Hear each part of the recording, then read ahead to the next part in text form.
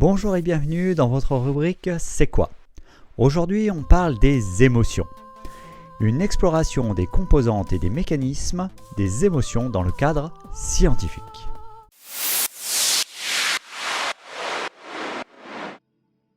En sciences, notamment en psychologie, neurosciences et biologie, les émotions se définissent comme des réactions coordonnées de l'organisme face à des événements significatifs pour notre survie et nos interactions sociales. Contrairement à une simple sensation intérieure, les émotions engagent un processus complexe et rapide, mesurable dans le temps et en intensité.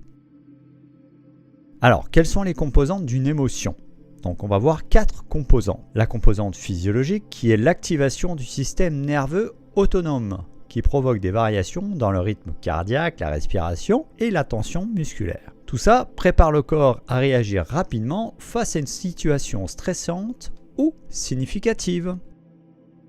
La composante cognitive implique l'interprétation de la situation où le cerveau évalue rapidement si un stimulus est dangereux, est utile, est menaçant ou est agréable, entraînant l'activation de réseaux cérébraux spécifiques pour chaque situation.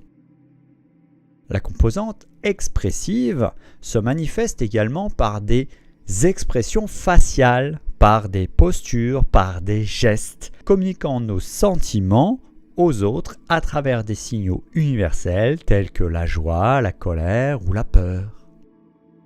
Enfin, la composante subjective qui représente le ressenti intérieur de l'individu, avec des émotions telles que la peur, la joie, la tristesse et la sérénité, c'est-à-dire la perception consciente de son état émotionnel.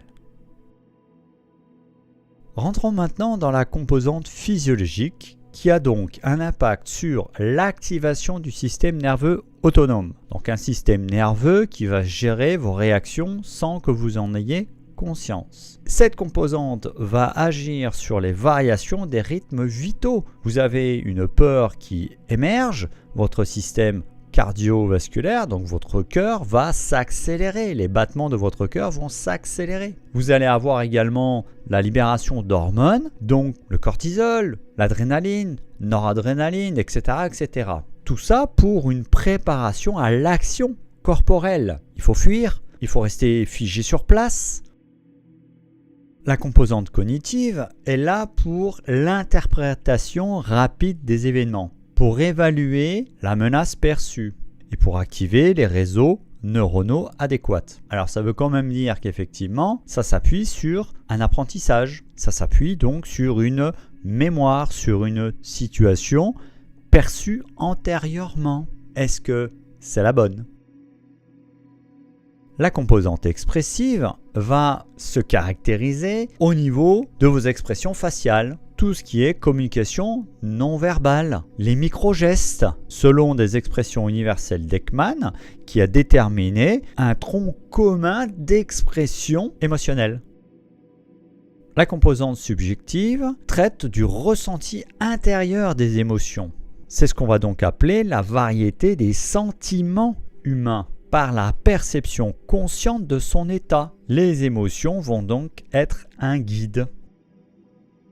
En science, une émotion est définie comme une réaction rapide, automatique et coordonnée qui intègre divers aspects de notre être. Cela inclut les réponses physiologiques, cognitives, expressives et subjectives. Toutes jouent un rôle crucial dans notre capacité à nous adapter à notre environnement.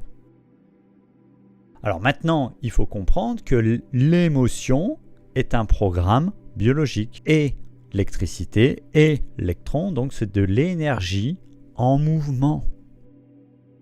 Les émotions jouent un rôle crucial en tant que mécanisme d'adaptation qui nous aide à naviguer dans notre environnement. Elles ne sont pas le fruit du hasard, mais des réponses biologiques réfléchies qui nous informent sur nos besoins et nos motivations, nous orientant ainsi vers des comportements appropriés. Dans le cerveau, une émotion naît d'une série de réactions complexes et coordonnées impliquant plusieurs régions cérébrales. Ce processus se déclenche en quelques millisecondes. montrant que les émotions sont ancrées dans notre biologie et non simplement dans notre perception consciente. Première région, l'amygdale cérébrale. C'est le détecteur essentiel. Il est en vigilance permanente. Les stimuli externes. C'est votre caméra de surveillance avec tous les sens. C'est le déclencheur d'alarme précoce. C'est la réaction rapide et automatique qui s'appuie donc sur un programme initial, sur une expérience initiale, sur une mémoire initiale. Encore faut-il que le programme initial soit le bon. Le système nerveux autonome. Son rôle, l'activation immédiate du corps, en s'appuyant sur les informations de l'amygdale. Il va donc aussi solliciter l'hypothalamus et mettre en œuvre la libération d'hormones clés. Donc dans cette réaction en cascade, on a le cortex préfrontal, qui est l'analyse de la situation actuelle, l'évaluation des valeurs personnelles, c'est-à-dire qu'en fonction de vos critères personnels, de votre expérience, de votre vie, vous allez dire c'est bien ou c'est mal. Il va être le régulateur de vos émotions pour éviter l'emballement et donc il va moduler l'intensité émotionnelle. C'est votre pédale de frein, accélérateur, modulateur de votre réaction émotionnelle, de votre réaction aux émotions.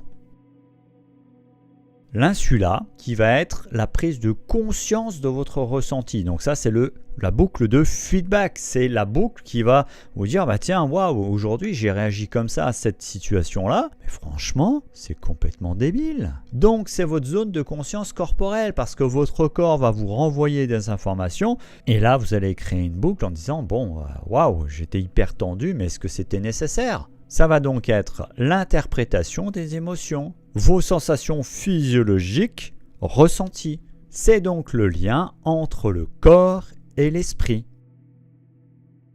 Le cortex cingulaire va intégrer la boucle émotion-action. C'est lui qui va, en réaction, vous donner la clé de votre motivation, qui va vous donner l'élan d'agir vers l'action, qui va gérer les conflits internes, qui va coordonner votre comportement en face d'une émotion. Les émotions sont des processus complexes qui impliquent plusieurs régions du cerveau, chacune jouant un rôle crucial dans la façon dont nous percevons et réagissons aux événements. Ces régions collaborent pour former un circuit neurobiologique qui unit la détection, l'activation physique, la conscience corporelle, l'interprétation et la motivation, permettant ainsi une réponse adaptée à notre environnement. On est d'accord que tout fonctionne très bien a priori chez chacun de nous. Le seul problème là-dedans, c'est que tout s'appuie sur une mémoire, sur un vécu, sur un passif. Il va donc falloir voir d'où vient l'intégration de ce passif. Merci d'avoir suivi cette capsule. Si ce sujet t'a interpellé, like, partage, commente et on se retrouve pour une prochaine capsule.